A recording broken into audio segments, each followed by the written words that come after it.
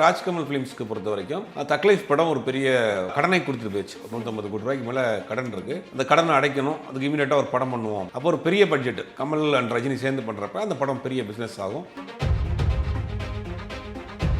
கமல் ரஜினி சேர்ந்து பண்ணுறாங்க இல்லையா, அதை ஓரமாக வச்சிருவோம், அதுக்கு ஃபியூச்சரில் பார்த்துக்குவோம். இப்போ இவர் மட்டும் வச்சு சோலோ ஒரு படம் பண்ணுவோம்னு ஒரு பிளான் பண்ணுறாங்க. அப்போ யார் டேரக்டர் அப்படின்னு நிறையா பண்ணுறப்ப இந்த படம் ஒரு ஷார்ட் டைம் படமாக இருக்கணும். அப்போ சுந்தர் சியை கமல் தான் ரெஃபர் பண்ணுறாரு. சுந்தர் சி பண்ணணும், ரஜினி வந்து தயங்குறார். பழைய டேரக்டராக இருக்கார், 90s டேரக்டராக இருக்கிறாரு, எப்படி நமக்கு செட் ஆகுமா, இப்போ கரண்டில் பண்ணுவாரா.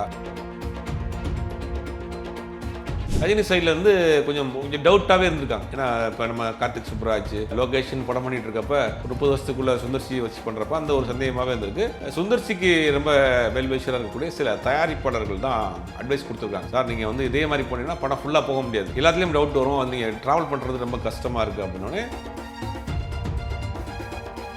புஷ்பு வந்து தேர்தல் நிற்க போகிறாங்க 2026 பிஜேபி சார்பா. அப்போ வந்து சுந்தர்சி வந்து பிரச்சாரத்துக்கு போகணும். அதனால வந்து கமல் வந்து இப்போ திமுக கூட்டணி இருக்கிறாரு, அதனால அவருக்கு ஒரு பெரிய ஒரு ப்ரெஷர் ஆயிடுச்சு, அதனால வந்து வெளியே வந்துட்டாரு. FT சினிமாஸ் எக்ஸ்க்ளூசிவ் வியூவர்ஸ் எல்லாருக்கும் ஒரு பெரிய ஹாய். இன்னைக்கு நம்ம கூட ஜேர்னலிஸ்ட் சுபேர் சார் தான் இருக்காரு, அவர் கூட பேசுவோம். வணக்கம் சார். வணக்கம். எப்படி இருக்கீங்க சார்? சார் ரொம்ப நாளாக வந்துட்டு கேட்டுட்டு இருந்த ஒரு படம் தான் வந்துட்டு ரஜினிகாந்த் சாரோட நடிப்பில் ராஜ்குமார் ப்ரொடக்ஷனில் ரெடி ஆகிட்டு இருந்த படம். அதுக்கு சுந்தர் சி தான் டேரக்டர் அப்படின்னு சொல்லியிருந்தாங்க. பூஜை பண்ணி அந்த வீடியோஸ்லாம் கூட ரிலீஸ் ஆயிருந்தது. இப்போது அந்த ப்ராஜெக்டில் சுந்தர் சி இல்லைன்ற மாதிரி ஒரு நியூஸ் வந்திருக்கு. என்ன ஆச்சு சார்? இல்லை, முதல்ல ராஜ்கமல் ஃபிலிம்ஸ்க்காக ரஜினி ஒரு படம் பண்ணுறார். அந்த படத்தில் கமல் ரஜினி 2 பேரும் சேர்ந்து பண்ணுறது தான் ப்ராஜெக்ட்டு. அந்த படத்தில் லோகேஷ் டைரக்ட் பண்ணுவார் அப்படின்ற மாதிரி பண்ணுறாங்க. ராஜ்கமல் ஃபிலிம்ஸ்க்கு பொறுத்த வரைக்கும் தக்லைஃப் படம் ஒரு பெரிய ஒரு கடனை கொடுத்துட்டு போயிடுச்சு. 150 கோடி ரூபாய்க்கு மேலே கடன் இருக்குது. அந்த கடனை அடைக்கணும், அதுக்கு இமீடியட்டாக ஒரு படம் பண்ணுவோம். அப்போ ஒரு பெரிய பட்ஜெட் கமல் அண்ட் ரஜினி சேர்ந்து பண்ணுறப்ப அந்த படம் பெரிய பிஸ்னஸ் ஆகும், உடனே பண்ணலான்ற மாதிரி ஒரு முடிவு பண்ணுறாங்க. அதுக்கு டேரக்டர் யாருன்னு பண்ணுறப்ப லோகேஷ் பண்ணுவோம் அப்படின்னு கமல்ஹாசன் சூஸ் பண்ணுறாரு. பார்த்தா அந்த படம் கூலி ரிலீஸ் ஆனதுக்கு பிறகு டேரக்டர் மேலே வந்த விமர்சனங்கள், படத்தின் மேலே வந்த விமர்சனங்கள் ரஜினியை ரொம்ப யோசிக்க வச்சுது. அப்போ இந்த படத்தை வந்து நம்ம லோகேஷ் வேணாம் அப்படின்னு முடிவு பண்ணுறாரு. அதுக்கு பதிலாக வந்து நெல்சன் பண்ணுவோம் அப்படின்னு ரஜினி ரெஃபர் பண்ணுறாரு. நெல்சன் என்ன சொல்கிறார், சார் எனக்கு இந்த படம் முடிஞ்சு நான் இன்னொரு படம் தெலுங்கு படம் பண்ணுறேன், அது முடிஞ்சிட்டு தான் நான் வந்து இந்த படம் பண்ண முடியும், எப்படி ஒரு 2 வருஷம் கேப் ஆயிரும், அதனால் இப்போ இந்த படம் என்னை கமிட் பண்ணிக்கிற வேண்டாம் அப்படிங்கிற மாதிரி அவர் அதில் வந்து கொஞ்சம் பெண் அடிக்கிறார். அப்போ இப்போ கடன் இங்கே ஒரு பெரிய சிக்கலாக இருக்குது. இமீடியட்டாக ஒன்று பண்ணுவேன் அப்படின்னு முடிவு பண்ணுறப்ப அந்த 2 ஹீரோ கமல் ரஜினி சேர்ந்து பண்ணுறாங்க இல்லையா, அதை ஓரமாக வச்சுருவோம், அதுக்கு ஃபியூச்சரில் பார்த்துக்குவோம். இப்போ இவர் மட்டும் வச்சு சோலோ ஒரு படம் பண்ணுவோம்னு ஒரு பிளான் பண்ணுறாங்க. அப்போ யார் டேரக்டர் அப்படின்னு நிறையா இது பண்ணுறப்ப இந்த படம் ஒரு ஷார்ட் டைம் படமாக இருக்கணும், அதே நேரத்தில் சொல்கிற நேரத்தில் படம் பண்ணி கொடுக்கக்கூடிய ஒரு டேரக்டராக இருக்கணும் அப்படின்னு பார்க்குறப்ப லேட்டஸ்ட்டாக உள்ள டேரக்டர்ஸ்லாம் யாருமே அந்த லிஸ்ட்டில் இல்லை. ஏன்னா அவங்க எத்தனை நாள் எடுக்கிறாங்கன்னு சொல்ல முடியாது, அப்புறம் எவ்வளோ பட்ஜெட் சொல்கிறாங்கன்னு சொல்ல முடியாது, இருக்கிற கடனில் மேலும் பெரிய சிக்கலாக இருக்குது. அப்போ சுந்தர் சியை கமல் தான் ரெஃபர் பண்ணுறாரு. சுந்தர் சி பண்ணணும், ரஜினி வந்து தயங்குறார். ஏன்னா அவர் வந்து பழைய டேரக்டராக இருக்கார், 90s டேரக்டராக இருக்கிறாரு, எப்படி நமக்கு செட் ஆகுமா, இப்போ கரண்டில் பண்ணுவாரா அப்படின்னு ஒரு ஆசிலேஷன் இருக்குது. அப்போ இந்த மூக்குத்தி அம்மன் 2 படத்தினுடைய சில சீன்ஸ்லாம் போட்டு காமிச்ச பிறகு ஒரு காம்ப்ரமைஸாக இருக்கார். ஓகே அப்படின்றதுக்கு பிறகு இந்த படம் ஒன்றும் கதையெல்லாம் எதுவுமே ஃபிக்ஸ் ஆகலை, ஓகேன்ட்டாங்க. அப்போ சுந்தர் சி அந்த ப்ராஜெக்டுக்குள்ளே வந்துடுறாரு. வந்த பிறகு என்ன பண்ணுறாங்கன்னா இதை பற்றின அனௌன்ஸ்மெண்ட்டு 7ஆம் தேதி எல்லாருக்கும் தெரியும் கொடுத்துட்டாங்க. ஏன்னா அது வந்து லாக் பண்ணுறாங்க, ரஜினியும் சுந்தர்சியும் ப்ராஜெக்ட் நாங்கள் பண்ணுறோம், நீங்கள் கடன் கொடுத்தவங்களாம் கொஞ்சம் சும்மா இருங்கய்யா, நாங்கள் கொடுத்துருவோங்கிற மாதிரி அந்த லாக் பண்ணுறாங்க. அது நெக்ஸ்ட் இயர் தான் அந்த படத்தை ரிலீஸ் பண்ண போகிறோங்கிற மாதிரி அவங்களே சொல்கிறாங்க. அப்போ இந்த படத்துக்கு ஒரு கதை வேணும் இல்லையா, கதை ரெடி பண்ணுவோம் அப்படின்னே ஈசிஆரில் இருக்கக்கூடிய ஐடியல் பீச் ரிசார்ட்டில் வந்து எப்பவுமே அங்கே சினிமா டிஸ்கஷன் நடக்கும் பெரும்பாலும். அதில் ரூம் போட்டு ஒரு டிஸ்கஷன் ஆரம்பிக்கிறாரு. அந்த ஒரு வாரம் தான். அப்போது ஒரு சப்ஜெக்ட் ரெடி பண்ணி சொல்லியிருக்கிறாரு. அந்த சப்ஜெக்ட் ஃபஸ்ட்டு எப்படின்னா ஆன்லைன் தான் சொல்லுவாங்க, ஃபுல் சப்ஜெக்ட் சொல்ல மாட்டாங்க. அந்த ஆன்லைனே வந்து ஐஸ்வர்யா மூலியமாக தான் அந்த கதையை வந்து அவர் கன்வே பண்ணியிருக்காரு. அது அவங்களுக்கு கன்வே ஆனோடனே ரஜினி வந்து அது கொஞ்சம் வேண்டாம், கொஞ்சம் அவுட்டேட்டடாக இருக்குது அப்படின்ற மாதிரி அதை சொல்லிட்டார் போல். அப்புறம் இன்னொரு கதை ரெடி பண்ணியிருக்காங்க. அந்த கதை கமல் மூலியமாக சொல்லி பண்ண பிறகு கமலும் கொஞ்சம் தயங்கி வேறு ஏதாவது சில சேஞ்சஸ்லாம் சொல்லியிருக்காரு போல். அப்போ ஃபைனலாக ஒரு சப்ஜெக்ட் பண்ணலாம் அப்படின்னு போகிறப்ப தான் அது எதிலோ சம் மிஸ்டேக் நடந்திருக்கு. கதை சொன்ன விஷயங்களில் அவருக்கு ரொம்ப இது வேண்டாம் அப்படிங்கிற மாதிரி ஒரு இது வந்ததுக்கு பிறகு நம்ம என்ன சொன்னாலுமே அவங்க இது கேட்க மாட்டேங்கிறாங்க. அப்போ இந்த ப்ராஜெக்ட் நம்ம இருக்கணுமா வேண்டாமா, ஆரம்பத்துலேருந்தே நம்ம மேலே ஒரு சின்ன ஒரு நம்பிக்கை இல்லாத மாதிரியே இருக்கிறாங்களே.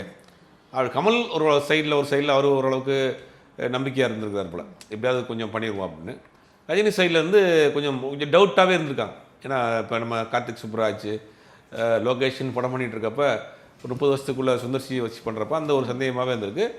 சுந்தர்சிக்கு ரொம்ப வெல்விஷராக இருக்கக்கூடிய சில தயாரிப்பாளர்கள் தான் அட்வைஸ் கொடுத்துருக்காங்க.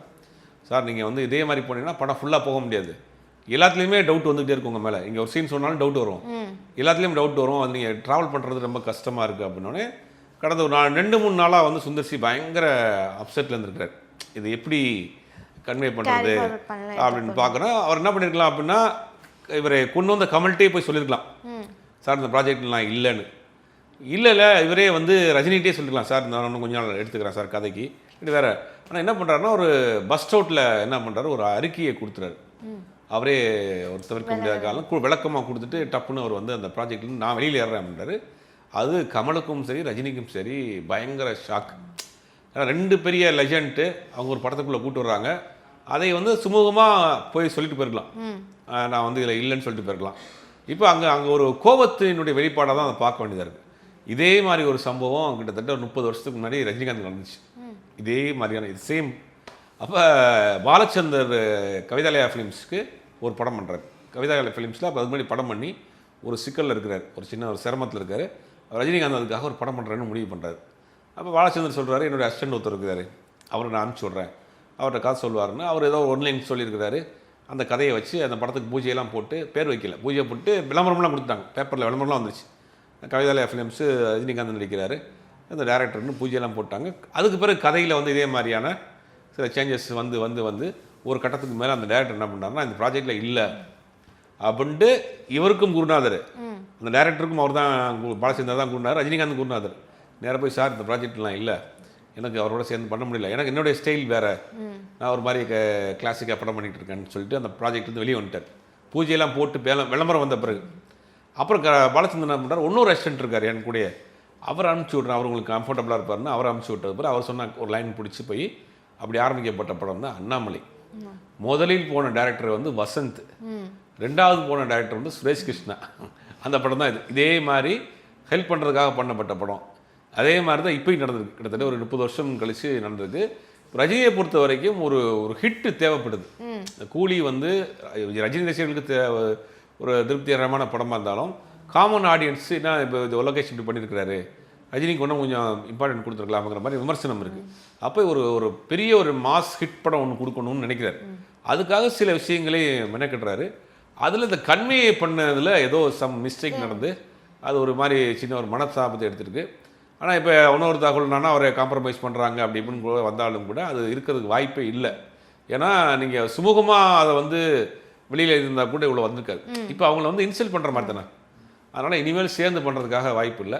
இம்மீடியட்டாக இன்னொரு டைரக்டர் பண்ண போகிறாங்க அப்படின்ற மாதிரி சொல்கிறாங்க. கார்த்திக் சுப்புராஜ் ஆல்ரெடி வந்து ரொம்ப நாளைக்கு முன்னாடி ஒரு சப்ஜெக்ட் சொல்லி அது பவுண்டடாகவே சொல்லியிருக்காரு, ஃபுல் பவுண்டடாகவே வந்து ரஜினிக்கு சொல்லி அது கொஞ்சம் பிடிச்சதாக இருந்திருக்கு போல். அது அப்படியே ஏதோ காரணத்தினால தள்ளி போயிருக்கு. இப்போ இம்மீடியட்டாக அதை இவரை கொண்டு வர போகிறாங்க அப்படிங்கிற ஒரு செய்தியும் போயிட்டுருக்கு. ஸோ சுந்தர் சி வந்துட்டு ரஜினிகாந்த் சார் கிட்ட படம் என்ன கதை அப்படின்னு சொல்கிறப்போ சந்திரமுகி மாதிரி ஒரு பெரிய கோஸ்ட் ஸ்டோரி சொன்னார், அதனால தான் அவருக்கு பிடிக்கல அப்படின்ற மாதிரிலாம் நிறைய விஷயம் சொல்லிட்டு இருக்காங்க. இல்லை, 3 கதை சொல்லியிருக்கிறாரு, 3 ஒன்லைன் சொல்லியிருக்கிறாரு. அது 3மே அவங்களுக்கு சரியாக சாட்டிஸ்ஃபேக்ஷனாக இல்லை. அதனால தான் இப்போ இவ்வளோ தூரம் பிரச்சனை. அப்புறம் வந்துட்டு சில இதில் வந்து டோட்டலாகவே சேஞ்சஸ்லாம் சொல்லியிருக்காங்க போல், நிறையா 2 பேர் சைட்லேருந்துமே சேஞ்சஸ் சொல்லியிருக்காங்க போல். இது என்னென்னா ஒரு அவசரப்பட்டு எடுத்த முடிவு தான் 2 சைட்லேயுமே. முதல்ல நீங்கள் கதையை கன்ஃபார்ம் பண்ணிவிட்டு அப்புறம் வந்து டேரக்டரை பற்றின அனௌன்ஸ்மெண்ட் சொல்லியிருக்கலாம். இந்த ப்ராஜெக்ட் லாக் பண்ணணும், கமலுக்கு பொறுத்த வரைக்கும் இந்த ப்ராஜெக்ட் லாக் பண்ணணும், ரஜினி வெளியில் போயிடக்கூடாதுங்கிறதுக்காக லாக் பண்ணுறதுக்காக என்ன பண்ணுறாரு, அவர் அவசரமாக கதையை ஃபிக்ஸ் பண்ணாமல் பண்ணுறாரு. அப்போ என்ன பண்ணுறாருன்னா, கதை சொல்லுங்கன்னு கேட்குறாரு. எப்படி ஒரு வாரம் 4 நாளில் வந்து ஒரு சப்ஜெக்ட் சொல்ல முடியும்? அப்போ இவர் இந்த மாதிரியான பேய் கூட கொஞ்ச நாள் ட்ராவல் பண்ணிட்டு வர்றாரு. அப்போ அந்த இதெல்லாம் இருக்கும். மேபி அவர் அந்த மாதிரியான ஒரு பேய் படம் கதையை சொல்லியிருக்கலாம். ஆனால் அதை வந்து கொஞ்சம் அவருடைய பாயிண்ட் ஆஃப் வியூவில் ஒரு காமெடியாக மைடியர் குட்டி சேர்த்த மாதிரி ஏதோ ஒரு பேட்டர்னில் சொல்லியிருக்கலாம். ஆனால் அது 2 பேருக்குமே அது பெருசாக இம்ப்ரெஸ்ஸாக இல்லை. அதான் நடந்தது. சார் சுந்தர் சி சார் வந்துட்டு கதை சொல்கிறப்போவே எனக்கு ஹிப்ஹாப் வந்துட்டு மியூசிக் டைரக்டராக வேணும் அப்படின்னு சொல்லி கேட்டதாகவும், இல்லை அவங்கள வைக்க முடியாதுன்னு சொன்னதுனால இந்த படத்துல இருந்து நான் விலகிக்கிறேன் அப்படின்னு சொன்னதாகவும் ஒரு ரூமர் ரொம்ப பெருசாக பரவிட்டு இருக்கு சார். இது உண்மை, அதனால தான் நிஜமாலுமே போயிட்டாரா? ஒரு ஹிப்ஹாப் தமிழ் ஆதிக்காக வந்து ஒரு பெரிய ப்ராஜெக்ட்லேருந்து அது அவங்களை எதிர்த்துக்கிட்டு சுந்தர் சி வெளியே வர அதாவது ஒரு படம் ஆரம்பிக்கிறப்ப என்ன பண்ணுவாங்கன்னா முதல்ல கதை ஃபைனல் பண்ணுவாங்க, அந்த கதைக்கு ஆர்டிஸ்ட்டு ஃபைனல் பண்ணுவாங்க, மூணாவது தான் டெக்னீஷியன் வருவாங்க. இப்போ நீங்கள் ஃபஸ்ட்டு ஸ்டேஜ்லேயே இந்த படம் பிரச்சனையாயிடுச்சு, ஃபஸ்ட்டு ஸ்டேஜ்லேயே பிரச்சனையாச்சு. இப்போ கதை ஓகே ஆகி அப்புறம் வந்துட்டு ஆர்டிஸ்ட் செலெக்ஷன்லாம் முடிஞ்சதுக்கு பிறகு அப்புறம் யாரை கொண்டு வரலான்றது பிளான் பண்ணுவாங்க. அந்த ஸ்டெப்புக்கே போகலையே, ஃபஸ்ட் ஸ்டெப்லேயே இவங்களுக்கு பிளாக் ஆயிடுச்சு. அப்படிங்கும்போது அது வந்து ஒரு ரூமர் தான், 100% ரூமர் தான், அதுக்கான வாய்ப்பே இல்லை. நிறைய ரூமர்ஸ் இந்த மாதிரி சொல்லிட்டு இருக்காங்க. அரசியல் ரூமர்லாம் ஓடிட்டு இருக்கு. அதாவது வந்து என்ன பண்ணுறாங்கன்னா, குஷ்பு வந்து தேர்தலில் நிற்க போகிறாங்க பாஜக சார்பாக. பார்த்தீங்கன்னா வந்து இதில் ஏதாவது உங்கள் இந்த பரப்புற இந்த செய்திக்கு லாஜிக் இருக்கான்னு யோசிச்சு பார்க்கணும். குஷ்பு வந்து தேர்தல் நிற்க போகிறாங்க 2026 பிஜேபி சார்பா. அப்போ வந்து சுந்தர்சி வந்து பிரச்சாரத்துக்கு போகணும், அதனால் வந்து கமல் வந்து இப்போ திமுக கூட்டணி இருக்கிறாரு, அதனால் அவருக்கு ஒரு பெரிய ஒரு ப்ரெஷர் ஆயிடுச்சு, அதனால வந்து வெளியே வந்துட்டார். ஏன் போன வாரம் தான் அந்த படத்தை பற்றி அனௌன்ஸ்மெண்ட் வந்துச்சு, அப்போ தெரியாதா? அப்போ வந்து குஷ்பு பிஜேபியில் இருக்காங்கன்னு தெரியாதா? அப்போ வந்து சுந்தர்சி பிரச்சாரத்துக்கு போவார். இது எல்லாம் அங்கங்கே சொல்லக்கூடிய கதை. என்னன்னா ஒரு ஈகோ கிளாஷ். நான் ஒரு 30 வருஷமாக சினிமாவில் இருக்கிறேன், ஏன்னா ஒரு புதுமுக டேரக்டர் மாதிரி ட்ரீட் பண்ணாதீங்க அப்படிங்கிற மாதிரி இவருக்குள்ள ஒரு இது வந்துருச்சு. அதுக்குள்ளே அப்படியே 2 பேருக்குள்ளே மாறி மாறி போய் அது கிளாஷ் ஆயிடுச்சு, அவ்வளோதான் ஒழிய இதுக்கு கிளைக்கதைகள்லாம் எதுவுமே கிடையாது. அது 1-2 நாளாகவே அவர் யோசிச்சிருக்காரு. நாங்கள் வந்து வரக்கூடிய தகவல் என்னன்னா 2 நாளாக வந்து மிகப்பெரிய ஒரு அப்செட்டில் இருந்திருக்காரு சுந்தர்சி. அதுக்கு பிறகு தான் இந்த மாதிரியான முடிவு எடுத்திருக்காரு. ஸோ திரும்ப அதுவும் ஜாயின் ஆகிறதுக்கு வாய்ப்புகளே பாசிபிள் இல்லை, இருக்கிறதுக்கான வாய்ப்பு இல்லை. ரொம்ப நன்றி.